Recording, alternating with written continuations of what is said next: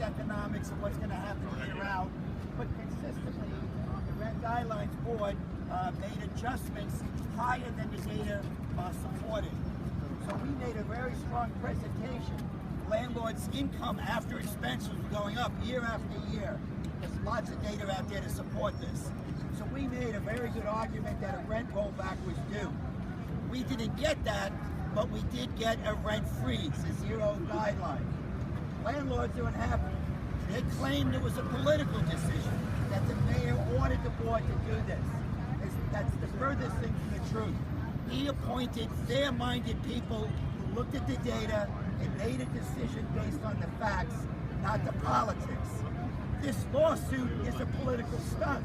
Don't make any mistake about it. The landlords don't have any real merits, but they want to politically damage the mayor. So you can see commercials running on New York 1. I saw it this morning, a tale of two de Blasios. And they're vilifying the mayor for the rent freeze, which is helping keep housing affordable and lessening the burden and hardship on tenants who are already paying high percentages of their rent for their apartments. So the landlords in July, when we normally would be just celebrating our victory, we learned that the Rent Stabilization Association, the RSA, sued the Rent Guidelines Board, saying that the Rent Guidelines Board used criteria that they shouldn't. One of the chief criteria was tenant affordability. It's outrageous to think that the board is not supposed to consider tenant hardship. They have historically, it's part of their criteria. It certainly wasn't the only thing they looked at. They looked at a lot of data, but the RSA claimed tenant affordability shouldn't have been a consideration. It's absurd, but they brought a lawsuit, and we decided, the Rent Justice Campaign, rather than just doing an amicus brief, we decided to intervene in the case. So the Corporation Council are the lawyers for the city, so they are representing the Rent Guidelines Board. We identified tenants who are affected by this decision, tenants who are signing leases now that start after October 1st. So we are intervening in the case, and we co-counsel with the Corp Council to make sure that this is the correct decision.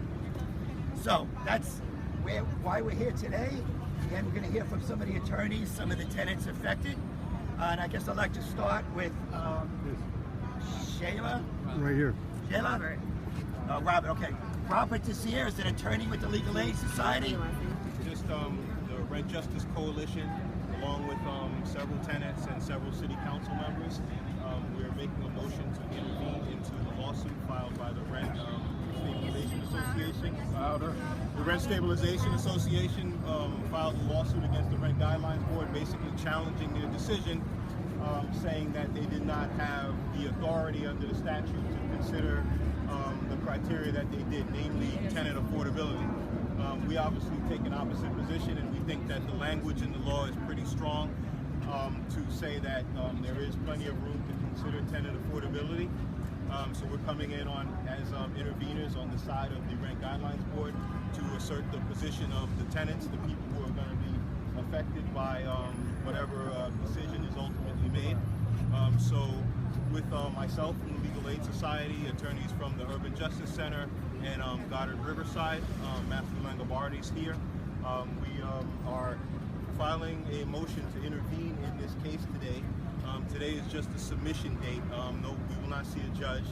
What will happen later is that the case will be assigned a hearing date, and then we'll have a hearing where we can discuss the merits and raise our points and make our arguments. Thank you.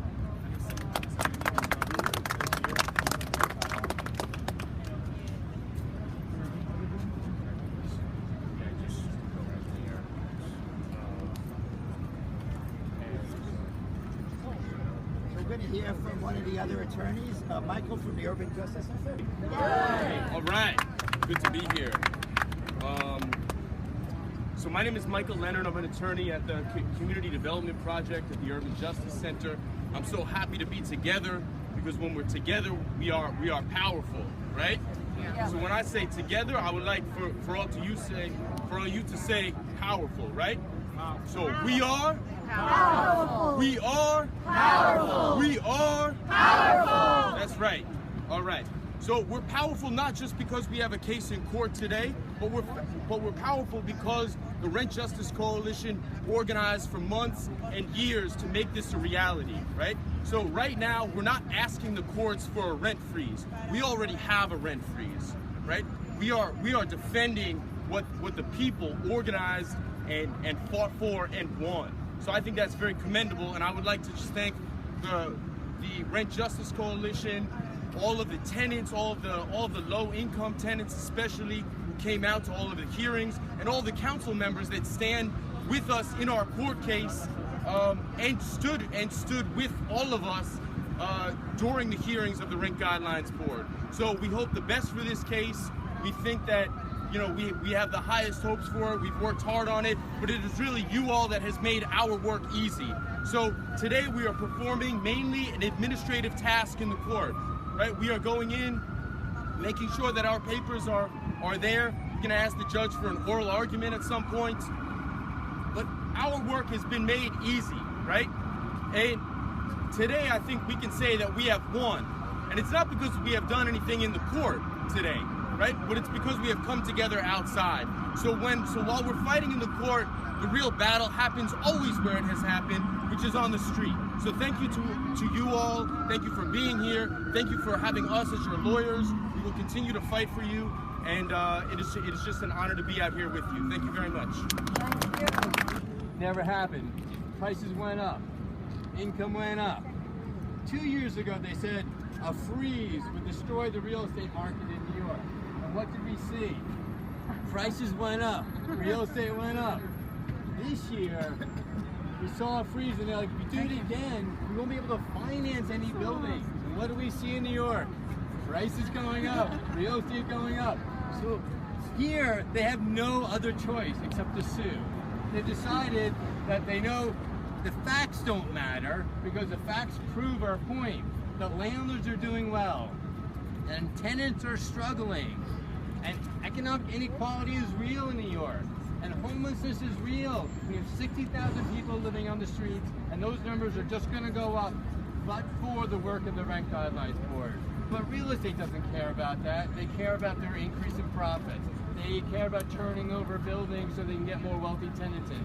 They don't care about communities, and they don't care about neighborhoods. So we are here standing up for what we believe in. We're standing up for our communities. We're standing up for our values. We're standing up for the future of New York, a future that we care about, that's talking about economic and racial diversity, that talks about communities that we care about. And today, we are fighting back against real estate. Because real estate is saying you can never do a rent freeze. Real estate is saying if you look at the values and you care about the income of tenants, we're never going to get increases that we want. Well, that's what the Rent Guidelines Board is for. It's to balance out the equities, to talk about this disparity, to talk about what we're seeing in the housing market.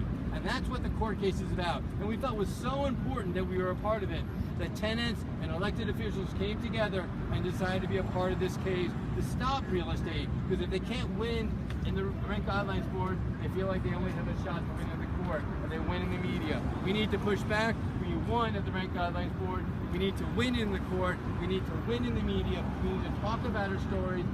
People need to hear our struggles. And together, we can continue down a path of keeping New York we care about, and talk about economic affordability, and talk about how people are struggling in our city.